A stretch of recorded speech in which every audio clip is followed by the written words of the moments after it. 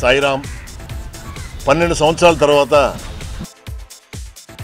ఈరోజు నేను జన్మస్థానం సినిమాతో సోన్ రాయ్ ప్రొడక్షన్స్ బ్యానర్తో రీ ఎంట్రీ అయ్యాను.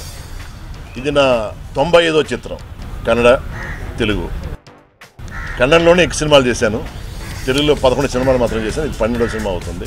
ఆంధ్ర కళాభిమానులను నేను కోరుకునేది ఒక్కటే, మంచి చిత్రాలు అందించాను. నేను ఒక తెలుగుగాడిగా పుట్టి కర్ణాటక రాష్ట్రంలో 100 చిత్రాలు చేసేటువంటి భాగ్యం నాకు కలిగింది. ఇదంతా మీ అందరి ఆశీర్వాదం. ఇప్పుడు సమాజంలో పల్లెటూరు నుంచి ఢిల్లీ వరకు ఆడపిల్లలకి రక్షణ లేదు. టీవీ5లో ఈ మధ్య నేను చూసినాను, శ్రీహరి తమసోమ జ్యోతిర్గమయ ప్రోగ్రాము. ఇవన్నీ చూసినప్పుడు ఒక తండ్రి తన కన్నబిడ్డల్ని అత్యాచారం అనుభవించేటువంటి ఆశ పెరుగుతూ ఉంది. ఇటువంటి భావాల్ని సమాజం నుంచి తొలగించాలి. మన సంసార సుఖం కోసం భార్యనిస్తున్నాడు భగవంతుడు.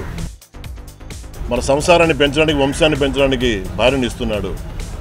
మిగతా వాళ్ళందరినీ కూడా తల్లిగానో, చెల్లిగానో, వదినగానో, అక్కగా చూడాలి అనే భావం ఈ మనుషుల్లో ఎలా రావాలి అనే ఉద్దేశమే ఈ జన్మస్థానం. సాయి కుమార్కి నాకు కేవలం ఆర్టిస్ట్గా, డైరెక్ట్గా పరిచయం కాదు. వాళ్ళ నాన్నగారు, మా బావగారు చైల్డ్హుడ్ ఫ్రెండ్స్. పూరిలో ఉన్నప్పుడు 40 సంవత్సరాలుగా వాళ్ళ కుటుంబానికి, మా కుటుంబానికి విశేషమైనటువంటి అవినాభావ సంబంధం ఉంది.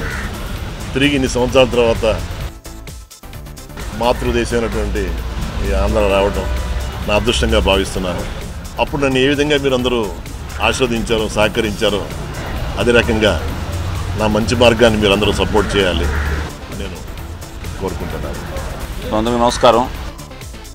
మొత్తం చెప్పారు సాయి ప్రకాష్ గారు.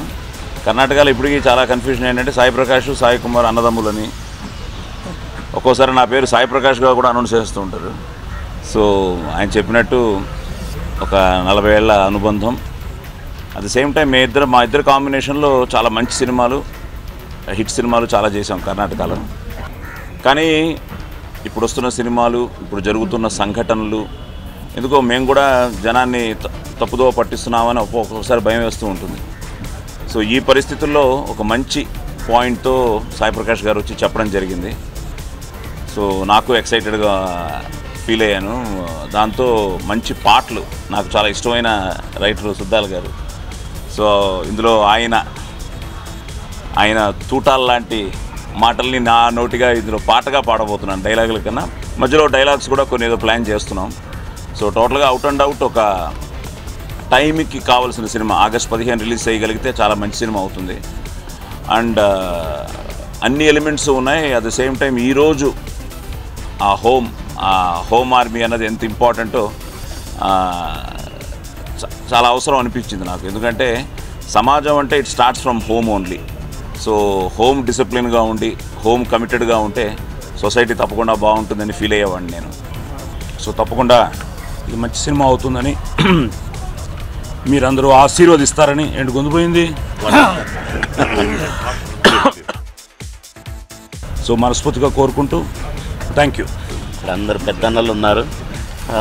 రంగనాథ్ అన్నయ్య, నా తమ్ముడు సాయి, మదన్న, ప్రెస్ మీడియా వారికి అందరికీ నమస్కారం. సాయి ప్రకాష్ రెడ్డి గారి డైరెక్షన్లో నేను కన్నడలో చేశాను, తెలుగులో చేశాను. నా క్యారెక్టర్ ఈ సినిమాలో చెప్పగానే చాలా సంతోషమైంది.